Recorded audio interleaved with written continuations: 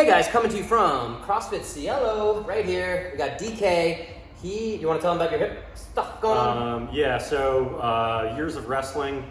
I've got what apparently is pretty common for wrestlers and hockey players, severe arthritis and bone on bone. So there's basically no solution other than a hip replacement in terms of a permanent fix, but we're trying to do what we can with it. Yeah. In the meantime, maybe put it off long enough that I only need one hip and don't need another replacement down the road.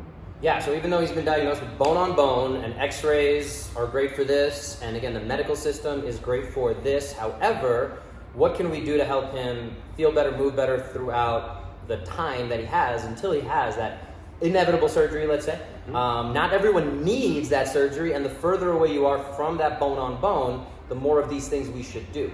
But today's point we're doing the video for is we're gonna assess how his hip strength is, comparison right versus left.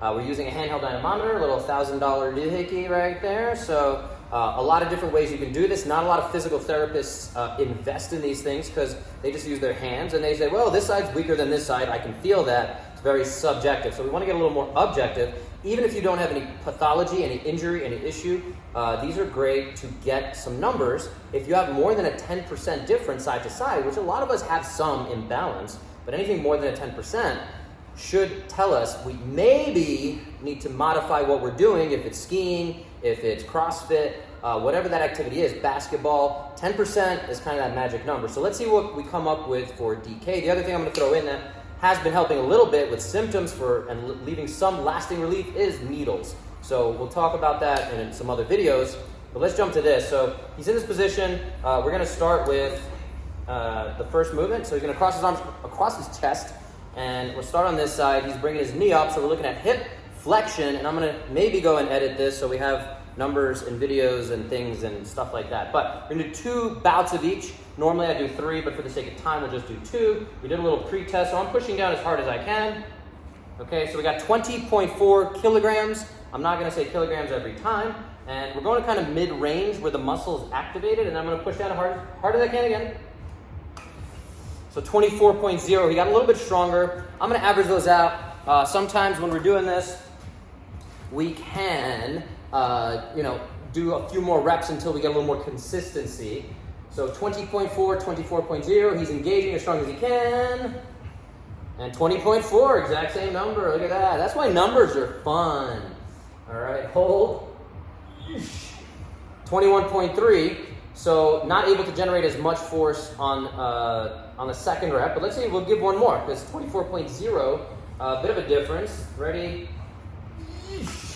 And 23.8, so he's getting up on this one. This is one we could do a little bit more reps and dig deeper, but for now, again, for the sake of this video, for the sake of our time here today, we're just gonna leave it at that. All right, so we pretty much got close to balance for hip flexion, which again, we can break down how some of these movement patterns make sense. With this side, he is limping a little bit, right? So it can make sense that that hip flexor is gonna be stronger in some ways. All right, so we're going knee extension. All right, quads kind of looking at that, and 3, 2, 1, hold.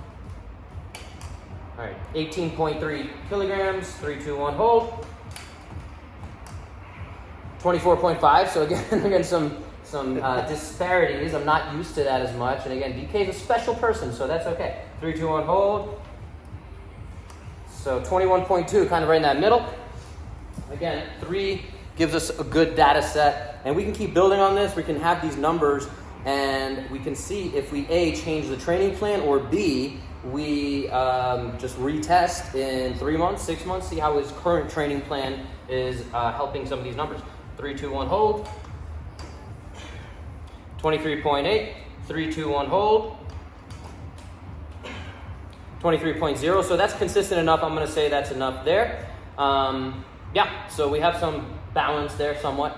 And again, with a lot of these things, there's always kind of user error. So the clinician, me here, if I'm in a different position, if I'm pushing harder, if I'm not pushing hard enough, that's gonna bias this. So I'm always trying to make sure, and you guys are watching, that we're as even as possible. DK can also call me out on these if he needs to. So he's actually gonna pull his back a little hamstring, and right there, hold, don't let me push.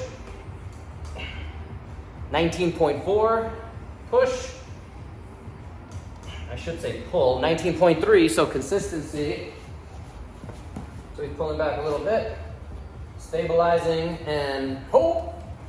A little weaker, feel. 17.2, so objectively also a little weaker. And hold. 15.7, so might be getting a little fatigued. So again, we can look at that endurance. There is more information on here, the max force it's creating, the time, the peak. So a lot of data, but we're trying to keep it as simple as possible for various reasons. I'm also kind of staying on the same side, again, for the sake of the video. I would normally start with the same side every time, but we're gonna stay right here. So a little bit of internal rotation, and he's not gonna let me push. Okay, so 16.7, don't let me push. 16.1, so consistent-ish. And turn that in. Sorry for my back to the camera, bad public speaking stuff. Hold. A little bit of motion, let's try that again. 18.1, hold. 17.3, so in general, numbers are a little bit lighter than we'd like overall. Something we could probably address standing out there. So external rotation, sorry, I did that backwards. This is internal rotation. Internal rotation, the other one is external rotation. I think, yes, always confuses me. 3, 2, 1, hold. 17.9, hold. 19.6. So I should probably face the camera when I do that. Hold. A little crunching in the knee. 13.1. So this is one I would expect to be a pretty big difference. And some crunch in there. 10.9. So definitely something going on there. I think we hit everything in the seated position. We're going to go laying down on the side. So we're isolating hip abduction. All right, so he's going to bring that leg back. This one is really easy to cheat on if the clinician is not very careful. So a little bit of internal rotation as much as possible to really isolate. I can see he's already shaking here, which is okay. This is something that I would expect would be a little bit of an issue. So 11.5, do one more. A lot of people kick forward on this. He's doing a good job isolating. And 11.2, so we have some consistency. Since he's on this side, we're just going to switch over to adduction, the inner thigh of the other leg, this left leg. Try to pull that back a little bit. And I'm going to push down here at the ankle. Long axis, 16.0. We're kind of hitting the table, so it's throwing off our numbers, I would say, a little bit. Hold. Yeah, that was a better test. 18.0, again, pull it back a little bit. Hold. 20.6, so good and strong there. Again, would make sense his compensating side is going to get stronger a little bit there. So 20.6, nice peak there for the left side. This is the left side, the healthy side, if you will, healthier. Hold. Ooh, not great, not great. What's going on there? Didn't stabilize. 11.4, 11.4, try to beat that.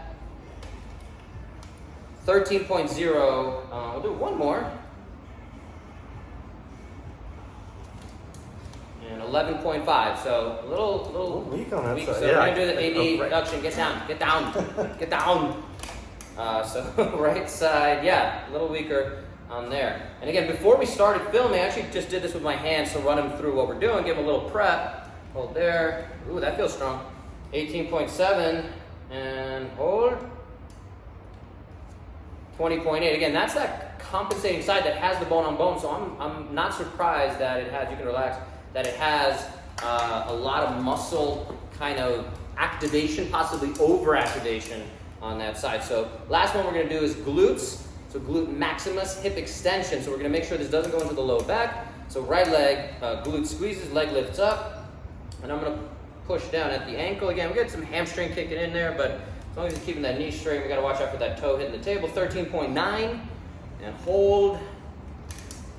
11.0, I kind of had to stop before the foot hit the table. Yeah, one more. Hold. All sorts of compensating going on there. 10.9, so about where we'd expect it, I'd say, and then we'll do this side. And I'm just going to reach over for the sake of the video. Normally I'd be on that same side. Hold. Again, hit the table, 13.1. Hold. 12.4, one more. Sha! 12.1, cool. Relax, float good. So, thoughts on that, DK? Surprising stuff, useful stuff? Yeah, I thought I thought everything on this side would just be way weaker, and the fact that some of them were actually comparable or even stronger was bizarre. Because I was doing some one leg deadlift stuff yesterday, and 3-pound bar is all I could handle in that movement, and so I was expecting all of this stuff to just be terribly weak, but it's from other stuff going on and not necessarily just the muscular.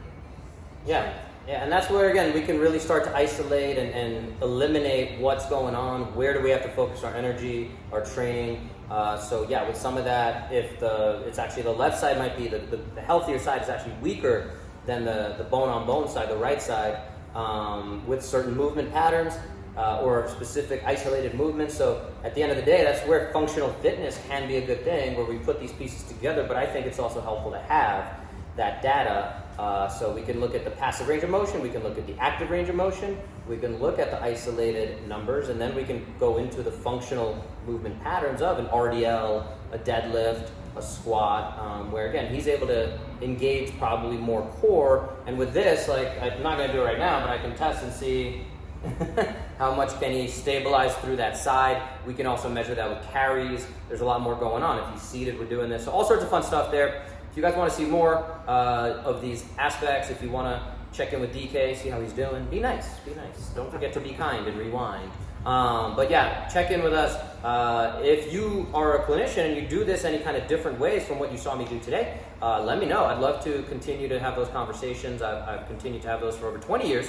So this would led me to what I'm doing now. And I'm always open to learn more, and there's definitely better ways to do things always. So let me know if you find that. Otherwise, if you want to get this done and you're in the Denver, Colorado, Superior area, come on by, let me know. We'll see how your numbers line up objectively and how that fits into your overall health, wellness picture. Other than that, signing off. See you guys next time.